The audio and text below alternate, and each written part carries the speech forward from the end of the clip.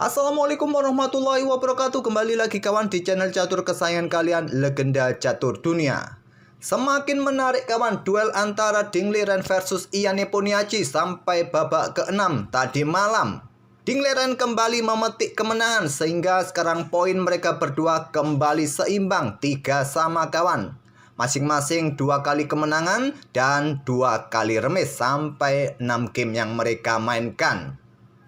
Oke, langsung tak perlu lama-lama kita ke papan analisis kawan dari permainan mereka berdua pada game ke-6 tadi malam. Dan pada hitungan genap kembali Ding Liren pegang putih mengawali dengan pion D4, kuda F6, kuda F3, pion D5, gajah F4 London System dimainkan oleh Ding Liren. Pion C5 pilihan utama kawan selain pion E6 pilihan nomor 2, dan di sini pion E3, kuda C6, kuda B D2, pion C pukul pion D4, pion E pukul balik pion D4, gajah F5, pion C3, pion E6, dan ada gajah B5. Karena tidak mungkin lagi kawan gajah yang biasanya keluar ke petak D3 sudah diawasi oleh gajahnya Ian Nepo. Gajah D6 menantang pertukaran diterima, diambil balik oleh menteri. Kemudian kedua pemain rokade di langkah ke-10. Ada benteng E1, pion A6. Seperti biasa langkah-langkah seperti ini kontrol peta G5 ataupun memberikan ruang bagi gajah ataupun raja kawan. Kalau bagi gajah tentu untuk menghindari kuda H5, dan kuda ke pusat ke E5 menantang pertukaran ditolak karena nanti ada garbuan kawan. Walaupun terlihat menteri juga bisa mendapatkan gajah, tapi Ian Nepo tidak memilih pertukaran, memilih kudanya mundur ke E7, ada pion A4. Ini langkah senyap kawan, langkah yang bertujuan jangka panjang untuk mendapatkan ruang sisi menteri. Pion A6, gajah ditarik mundur ke F1, kuda D7 menantang pertukaran diterima oleh Ding Liren tadi, diambil balik oleh menteri oleh Ian Nepo. Ada pion A5 menghentikan posisi pion didorong maju agar nanti kudanya kalau manuver sudah tidak ada lagi yang mengganggu di peta C5, menteri C7, menteri putih F3, benteng FC8, benteng A3, gajah G6. Tidak seperti biasanya kawan, untuk awal-awal ini saya akan percepat sampai kalian melihat game aslinya. Baru nanti di akhir game ini kita akan analisa lebih dalam. Formatnya mungkin kedepannya akan seperti ini. Jadi kawan-kawan kalau ingin melihat permainan game aslinya, dari awal sampai akhir saya tunjukkan, tak perlu banyak analisa. Dan bagi kawan-kawan yang ingin belajar lebih dalam mengenai cara-cara Grandmaster bermain, nanti kita akan belajar bersama-sama untuk mencari gaya permainan ataupun ide-ide di balik setiap langkah-langkah para pemain kawan. Jadi semua keinginan penonton bisa terakomodasi. Kalau kemarin mungkin kawan-kawan yang sudah banyak yang pintar main catur tidak suka terlalu banyak analisa, tapi bagi kawan-kawan yang baru belajar, banyak yang mengapresiasi gaya penjelasan admin karena merasa terbantu dengan analisa-analisanya. Jadi dengan format ke depan yang akan sedikit saya rubah, mungkin bisa menjangkau kedua-duanya kawan.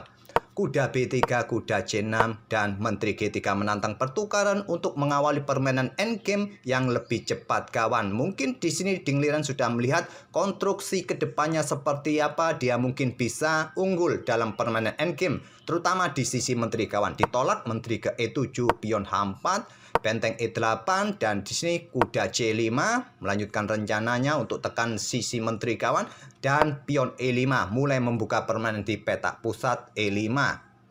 Tapi seperti yang kalian lihat langkah ini terlihat kurang solid bagi hitam kawan. Kita lanjut, benteng B3 lanjut Ding Liren tekan petak B7, dan di sini menyerahkan pion A5-nya, kuda ambil pion A5. Benteng ambil pion E5 terlebih dahulu ancam menteri, menteri bergeser ke F6, dan benteng A3 berbalik ancam kuda, kuda lompat ke C4, garbu kedua benteng langsung disikat oleh gajah, diambil balik oleh pion, kemudian ada pion H5. Di sini kawan Ian Nepo kembali membuat langkah yang kurang presisi, padahal kontrol waktunya mempunyai 1 jaman kawan, sedangkan Ding Liren ya mempunyai kontrol waktu 30 menit, tapi Ian Nepo tidak melakukan kalkulasi yang dalam, dia hanya berpikir sekitar 5 menit kawan, memutuskan gajah bergerak ke petak C2. Tadi langkah terbaik adalah benteng pukul benteng kawan. Mungkin terlihat gajah tewas, tapi tidak, nanti kalian akan mendapatkan gantinya. Tapi memilih gajah C2, kuda ambil pion B7, menteri B6 serang kuda, serang pion B2, kuda dilepas ke petak D6, tidak mungkin diambil kawan karena coba lihat ada discover, menteri tewas nanti.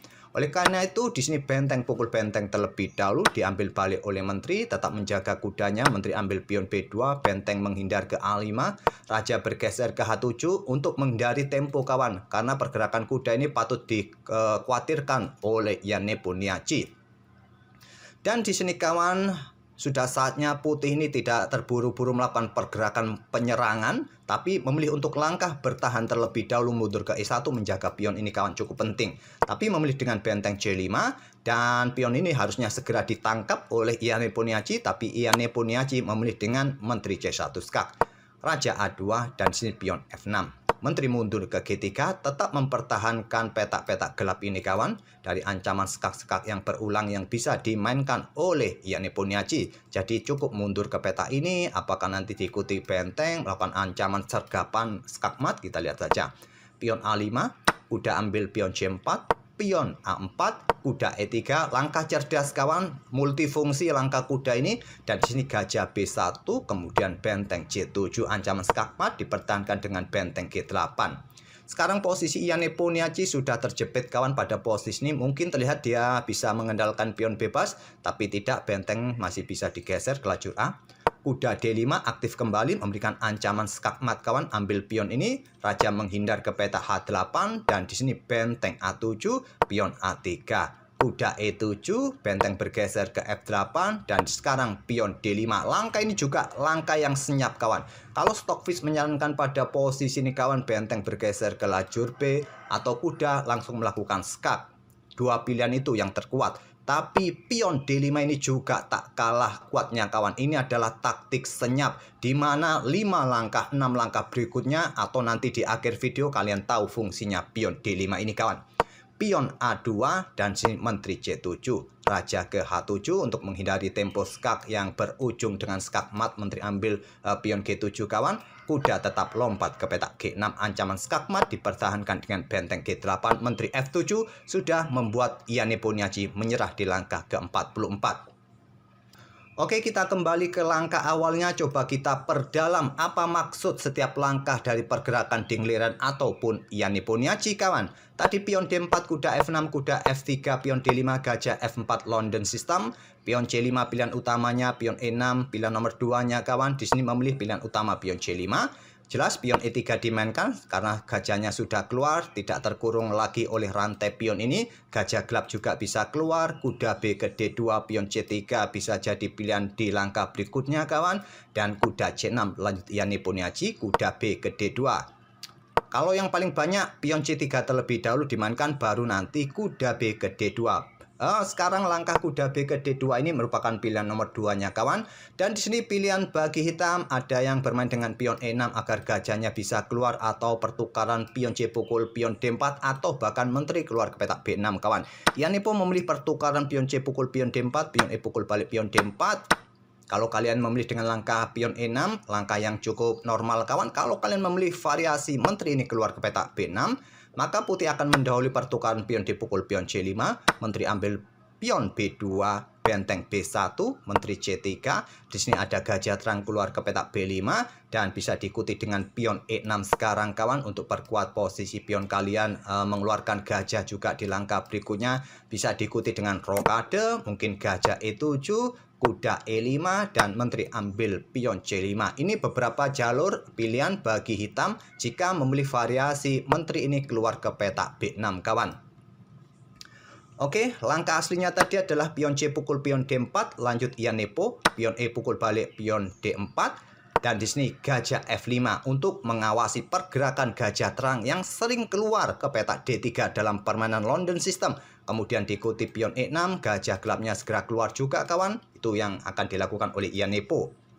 Pion E3 untuk memperkuat rantai pion, juga kontrol peta B4 dari pergerakan kuda ataupun gajah nanti kawan. Karena posisi gajah ini sudah mendukung kudanya kalau ingin lompat ke petak C2 nanti. Oleh karena itu, selain untuk memperkuat rantai pion, juga menjaga petak B4 dan pion E6. Rantai pion semacam ini kawan, yang saling bersinggungan seperti ini, terkadang juga ada dalam permainan Caro-Kann defense. terutama variasi pertukaran. Tapi dalam permainan variasi pertukaran kawan, kebanyakan sih pion C ini langsung didorong ke petak C4 kawan. Walaupun ada beberapa yang cukup memainkan pion C3 untuk memperkuat rantai pion seperti ini dalam permainan karukan pertukaran. Gajah B5 lanjut dingliren, apakah diikuti dengan kuda ke E5, menteri bergerak ke petak A4 untuk coba tekan kuda C6 ini. Di sini Iyanepo melangkah gajah D6 terlebih dahulu, tantang Iyanepo diladeni oleh dingliren. Gajah pukul gajah D6, menteri ambil balik gajah D6 dan posisi menteri cukup kuat untuk menjaga kuda jika ada tekanan dari kuda ataupun menteri ke petak A4. Dan Stockfish pada posisi ini menyarankan pertukaran langsung kawan, tapi memilih mengamankan raja, rokade pendek. Begitu juga Iyanepo lokir juga, rokade pendek kawan. Ada benteng E1, pion H6.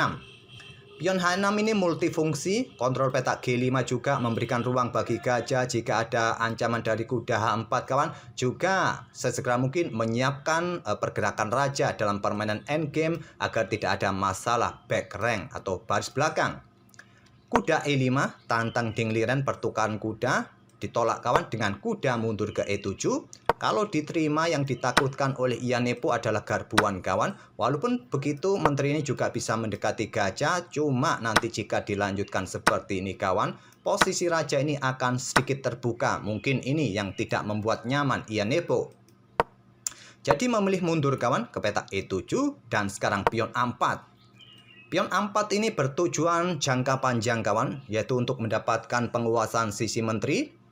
Memang terlihat pada posisi ini tidak terlihat jelas apa yang akan dilakukan oleh dingliren. Apakah dengan pion B4 nanti kuda siap menempati petak C5 juga akan dimainkan oleh dingliren. Oleh karena itu pion A6 terlebih dahulu. Gajah mundur ke F1 dan di sini kawan harusnya pion ini segera didorong untuk menghentikan laju pion ini kawan. Tapi memilih dengan langkah kuda D7 ini dimanfaatkan oleh dingliren dan memuluskan jalan dingliren bermain di sisi menteri kawan.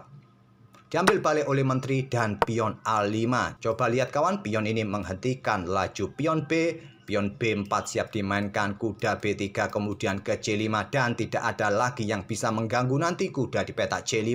Tadi sebelum kuda ini lompat ke D7 menantang pertukaran, tadi saya sebutkan Stockfish menyarankan dengan pion A5. Kalaupun kuda bergerak ke petak B3 masih bisa nanti antisipasi dengan pion B6 kawan. Dan juga dengan adanya pion A5, ini juga memperkuat petak B4 dari potensi pion B4 dimainkan oleh putih. Kalau seumpama kuda ini tetap lompat ke petak B3, kalian bisa bermain menteri sementara mundur saja. Kalau ada kuda ke sini, nah masih bisa diancam oleh pion B6 kawan, tak ada masalah. Walaupun pada titik ini permainan masih cukup seimbang juga.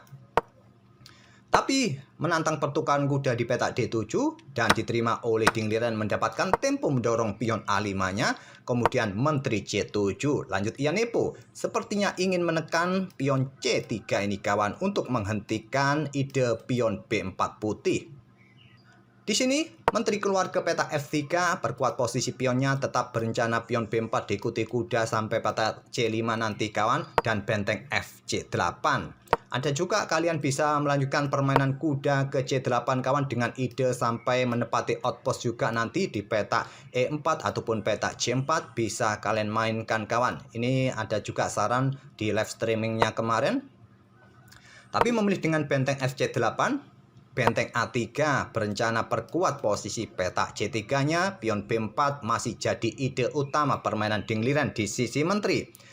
Tapi nanti selepas pion B4 dimainkan kemudian disusul dengan kuda B3 ini ya masih rentan kawan, pion ini masih bisa diambil juga karena akses benteng melindungi pion C3 terblokade oleh kuda yang bergerak ke petak B3. Di sini gajah G6 lanjut Iyanepo karena benteng sudah menepati petak C8, kuda ini sudah tidak bisa bermanuver ke petak D6 lagi kawan. Jadi dia mengosongkan ruang bagi kuda bergerak ke petak F5 kemudian ke petak D6 dan tetap ingin mendapatkan kontrol petak C4 ataupun petak E4. Kuda B3 lanjut dingliren tanpa memainkan pion B4-nya, tetap berencana ke petak C5. Dan kuda C6 ternyata dimainkan, tidak lagi bergerak ke petak F5. Dia ingin coba tekan pion di sini kawan. Kalau kuda sampai lompat ke petak C5 di sini, mungkin pion ini akan diambil oleh kuda nanti. Itu rencana dari Ian Nepo dan Menteri G3. Balas dingliran, langkah yang cantik kawan. Di langkah ke-20 sudah menawarkan tantangan pertukaran menteri untuk mengawali permainan endgame yang lebih cepat. Mungkin dingliran ini sudah bisa melihat konstruksi permainan secara keseluruhan jika nanti bermain endgame. Karena kita lihat ada pion A5 di sisi menteri ini, ada pion yang kurang menguntungkan bagi Ian Nepo dalam permainan endgame. Nanti ada kuda bergerak ke C5, pion B ini sudah tidak bisa ngapa-ngapain lagi, didorong maju pun akan disikat oleh pion kawan. Dan dengan keberadaan kuda dalam permainan endgame di sini untuk tekan petak B7 akan membuat sedikit sibuk para perwira hitam nanti. Jadi Ian Nepo menolak untuk permainan endgame lebih cepat. Dia ingin sedikit kompleks, menjaga menterinya ke E7 dan pion H4 lanjut dingliran, menghentikan potensi menteri yang bergerak ke petak G5 ataupun berencana didorong lagi untuk ancam gajah. Kenapa tidak melanjutkan langkah kuda ini ke petak C5 saja kawan, langsung untuk mencoba menekan pion ini? Yang ditakutkan seperti ini kawan. Dan kuda ini akan ambil pion A5 dan diambil balik oleh benteng, ada garbuan pion B6. Mungkin inilah yang tidak disukai oleh dingliran. Walaupun terlihat nanti kawan ada pertukaran jual beli di sini, berlanjut pion ambil kuda, kemudian pion ambil balik, dan benteng pukul benteng diambil balik oleh gajah, kemudian benteng ambil pion C5. Memang terlihat pada posisi ini masih permainan cukup seimbang kawan. Dengan potensi juga ada pion bebas di lajur B, mungkin juga sedikit menguntungkan bagi putih karena sudah bersih lajur B kawan. Tapi tetap kawan, pion semacam ini ada satu pion yang cukup lemah yang masih bisa direbut oleh lawan nanti. Jadi memilih dengan permainan sisi raja dengan pion H4, menghentikan laju potensi menteri ke G5 ataupun coba mempersempit ruang gerak gajah nanti didorong lagi. Benteng E8 ditumpuk bersama menteri, ada kuda di sini. Rasanya Ian Nepo segera untuk dobrak petak pusat dengan pion E5-nya. Baru sekarang kuda C5 dimainkan oleh dingliran, tekan pion B7. Pion E5 tetap dimainkan oleh dingliran kawan, tapi tidak disukai oleh Stockfish. Bahkan langkah ini merupakan salah satu kesalahan dari Ian Neponiaci. Kalau di sini Stockfish menyarankan benteng ini bergeser ke C8 kawan. Kalaupun pada posisi ini kalian melihat pion ini bisa kalian ambil langsung juga dengan kuda kawan, tetap akan diambil oleh benteng. Ini agak sedikit berbeda dari yang tadi kawan. Kalau di sini ada pion bergerak ke petak B6, ada pion H5 kawan. Karena tadi sudah dipersiapkan oleh dingliran variasi semacam ini.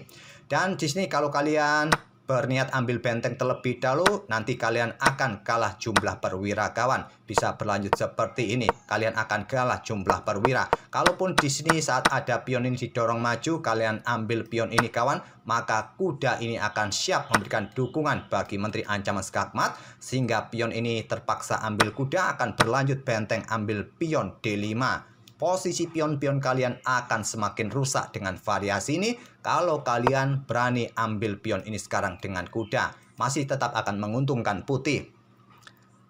Benteng AC8 merupakan pilihan Stockfish kawan, ataupun gajah ini terpaksa bergerak ke petak F5 untuk menghindari tempo dari pion H5 kawan, tapi memilih mendobrak petak pusat dengan pion E5.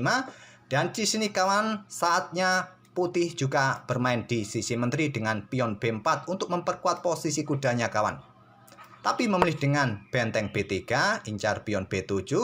Kalaupun kalian tadi bermain seperti ini kawan, kemungkinan pion ini akan didorong maju kawan. Tapi memilih dengan benteng B3 dan di sini kuda ambil pion A5. Di sini dijawab dengan langkah benteng ambil pion E5 ancam menteri. Menteri bergeser ke F6. Benteng A3 bergeser menghindari ancaman kuda. Kuda ke C4 garbu kedua benteng hitam ini kawan, dan langsung disikat oleh gajah C4 dan pion ambil balik gajah C4. Di sini pion H5 dimainkan oleh dingliran ancam gajah. Dan tadi di awal permainan saya sebutkan langkah terbaiknya adalah pertukaran benteng kawan, tapi memilih dengan langkah gajah C2. Mungkin terlihat bahwa setelah benteng pukul benteng ini ada tempo ancam menteri dan putih bisa mendapatkan satu perwira. Tidak seperti itu kawan, kalian bisa melangkah menteri ini mundur kawan untuk mendapatkan permainan remis. Kalau pion ini ambil gajah, Menteri Hitam bisa mendapatkan posisi serang di petak D1, memaksa Raja ke H2, dan kalian bisa melanjutkan skak-skak yang berulang jika Raja sampai mundur kawan dan bisa remis. Kalau memaksa blokade dengan Menteri, kalian bisa mendapatkan pion E5 skak dan mendapatkan kuda. Permainan rasanya akan berbalik, hitam akan unggul kawan. Oke, kembali lagi ke langkah aslinya. Jadi, Yanepo memilih mempertahankan gajah mundur ke C2. Kuda ambil pion B7, Menteri B6. Coba serang kuda di sini, serang pion di sini. Kuda bergerak ke D6 dan dijawab dengan langkah benteng, pukul benteng terlebih dahulu. Jelas kawan, kalau ambil kuda gratis, maka menteri kalian juga bisa diambil gratis oleh putih. Di sini benteng, pukul benteng terlebih dahulu diambil balik oleh menteri, tetap menjaga kuda kawan, dan menteri ambil pion B2, benteng menghindar ke A5, raja ke H7. Cukup penting pergerakan raja ke H7 ini kawan untuk menghindari pergerakan kuda ke E8, mendukung menteri untuk melakukan ancaman skakmat kawan yang memaksa benteng akan ambil kuda. Di sini ada langkah terbaik lainnya, bergerak dengan gajah D3 kawan, bergerak dengan gajah D3. Kalau ada kuda yang bergerak ke petak E8 ini, kalian bisa berlanjut dengan menteri melakukan skak di petak B1 di sini kawan. Raja bergerak ke petak H2 dan kalian bisa mengikutinya dengan langkah bergerak menteri ke petak B8, menantang pertukaran menteri di sini. Mungkin akan diblokade oleh kuda di sini kawan, itu yang bisa terjadi. Tapi memilih raja langsung ke H7, seumpama tadi kalian memilih ambil pion, ya idenya seperti ini tadi kawan, ya memaksa benteng akan ambil kuda, kalian akan kalah kualitas perwira. Permainan akan tetap dimainkan oleh putih. Jadi raja ke H7 dan di sini menteri ke petak E1. Sudah saatnya bertahan untuk sementara waktu untuk mempertahankan pion kawan. Tidak terburu-buru untuk melakukan sergapan-sergapan, tapi memilih dengan mengaktifkan benteng ke C5, segera mendapatkan baris ke-7 kawan, atau perkuat dukungan untuk rebut pion ini nanti. Dan harusnya menteri langsung ambil pion ini kawan, petak C3, tapi Yanepo memilih dengan menteri C1 skak, raja H2, dan pion F6 untuk mengusir menteri agar meninggalkan petak-petak gelap ini kawan, dan menteri hitam bisa melakukan serangan-serangan berulang dan mengakhiri permainan dengan remis. Tapi Dingliren tetap mempertahankan posisi menteri menjaga petak F4 dari kemungkinan skak berulang dan ada potensi serangan skakmat di langkah berikutnya. Pion A5 terus dimainkan oleh Yanepo, tidak peduli posisi keamanan rajanya kawan. Tadi Stockfish menyarankan gajah ini bergerak ke petak D3 tapi memilih dengan pion A5. Kuda ambil pion C4 terlebih dahulu dan si pion didorong maju terus ke A4. Kuda E3.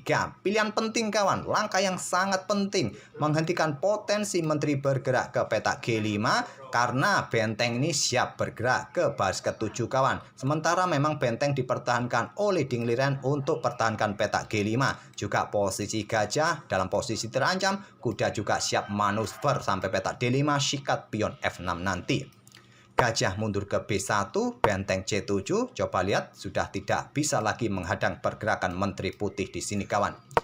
Benteng G8, kuda D5, ancaman skakmat kawan, dan di sini diantisipasi raja ke H8. Kalau seumpama pion ini kalian paksa maju, maka kuda akan sikat pion F6 skak. Terpaksa raja mundur, diikuti pergorbanan menteri, ambil pion G7 skak, diambil oleh benteng, kemudian ada skakmat Arabian Mid.